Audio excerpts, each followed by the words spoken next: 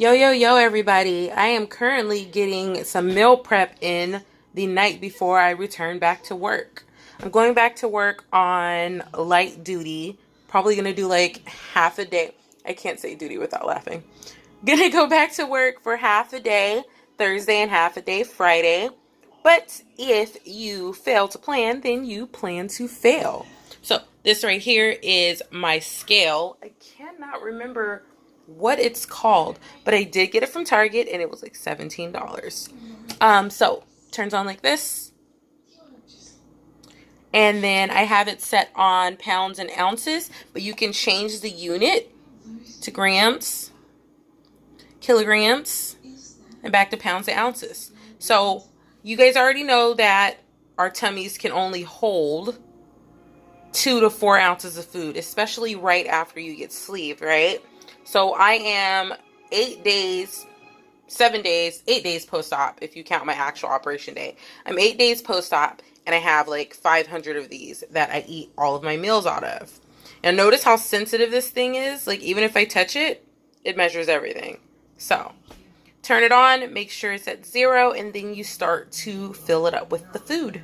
So as you can see, the bowl is now full. I've measured out exactly 3 ounces of cream of wheat. You know it's legit because I got the black dude on it. Anywho, this isn't just regular old cream of wheat. I make it the way it's supposed to be, except I use skim milk, fat-free. Adds about 2 grams of protein.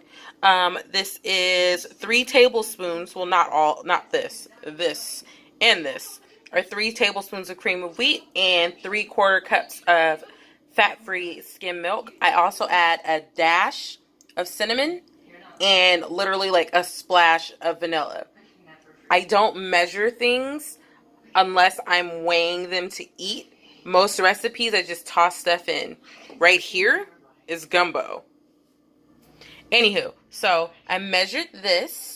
And then here is what I would typically eat in the day. So when I first wake up, I have to have a protein supplement. I drink half of one of these. So I automatically get 15 grams of protein. In the morning, I'm too tired to make like some fancy milkshake. So I literally just drink half of it. It takes, with the Premier Protein for some reason, it only takes me maybe 15 minutes to drink 6 ounces.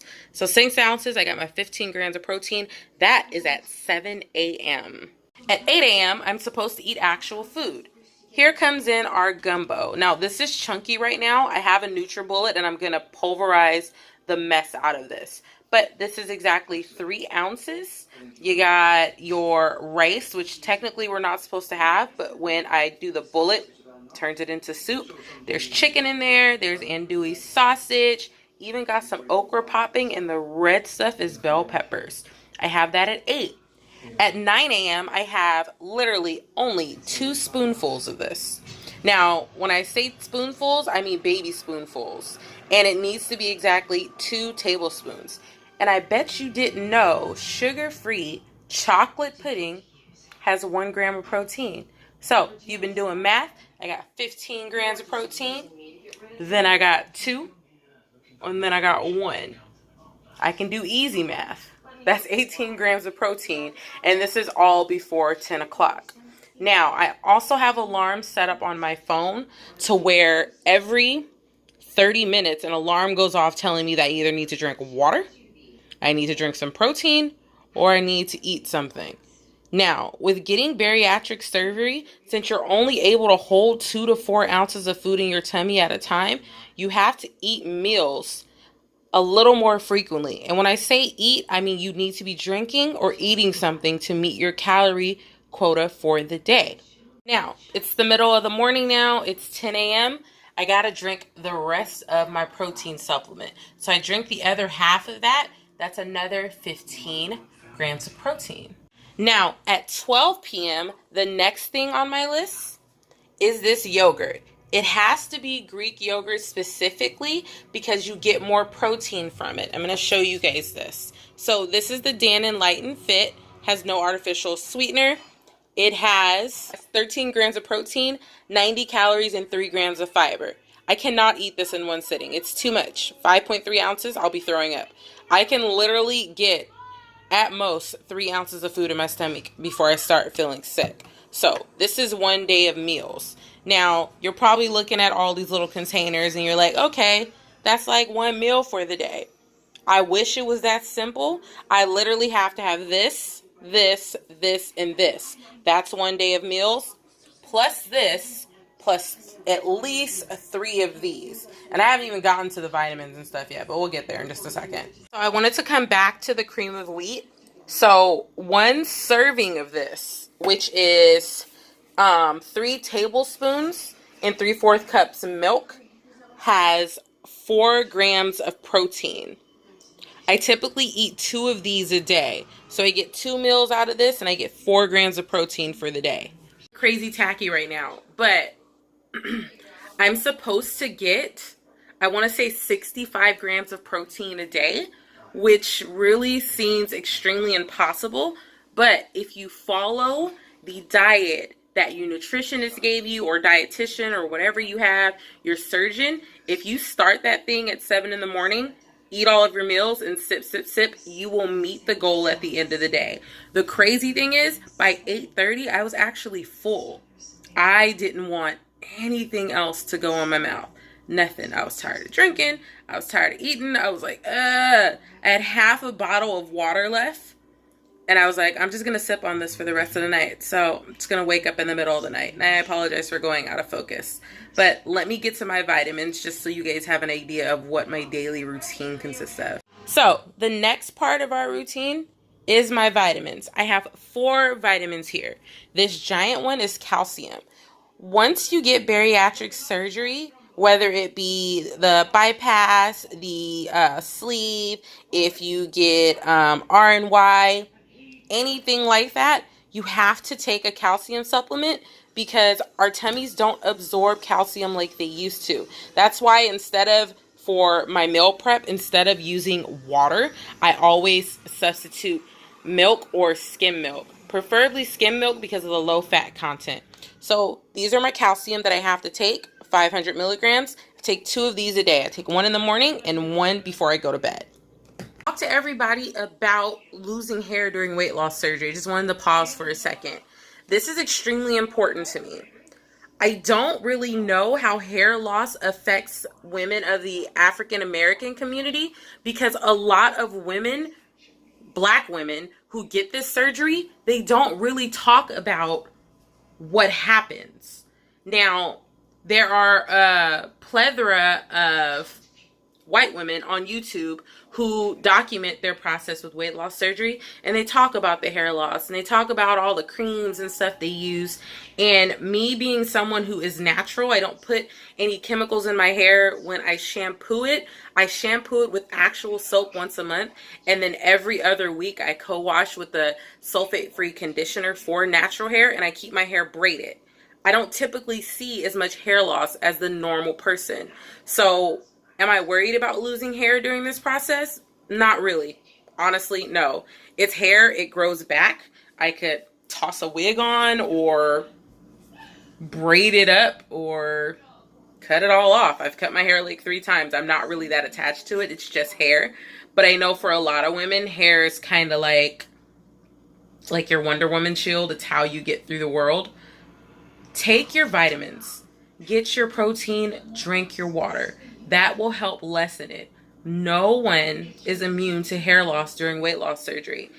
Everyone's going to experience it. According to my dietitian, it starts at about the 3-month mark, lasts to about 6 months, and then it reverses it. And you have to give your body a chance to heal. You just went through major surgery, and it's in shock, and it's not getting everything it needs the way it wants to. Some things are going to change. Back to the vitamins. So biotin, I have to take this twice a day too. So I take it once in the morning, once at night. Then I have my women's 1 a day multi. Funny story, I sent Deshaun to get me calcium and he came back with another bottle of this. I'm a little irritable because I ain't getting sweets in like I'm supposed to. So I yelled at him, but he went back and got the right one, albeit a giant one, but he got the right one. So this is a women's 1 a day multi. I have to take 2 of these a day. It also contains biotin. My doctor said it's okay if I overload on biotin because you cannot overdose on it. So let's see the back of this bad boy. So it only has 2 grams of sugar per serving, and a serving is 2 gummies. That's amazing. I wish everything had that. The one thing I didn't notice until I started my liquid diet, even my gummies have freaking calories. And I wasn't adding that. So I was probably going over my calories every day. Anyway, doesn't matter. I already got the surgery. Anyway, so we have vitamin A, which you need, C, D, E, B6, folic acid, extremely important. Vitamin B12, more on that in a bit. Some more biotin. We got some calcium, some phosphorus, some iodine, and zinc. Now, calcium, extremely important. Again, even though you are taking a multivitamin and getting calcium, doctors want you to double up on it because of how hard it is for our body to absorb it. And last but not least is B12. Now, honestly, I've been taking B12 for the last year. It's what I use on my pre-op diet, and it's how I was able to lose about 60 pounds prior to surgery. I love B12. I used to get the shots. Taking the gummies are a lot better. Let's turn this around. So I need to take 2 of these a day. The calories are only 5, and it's just B12, guys. That's it. And 1 gram of sugar. Make sure you guys are taking your B12. Now, there are vitamin patches. There are pills that you could swallow. There are chewables.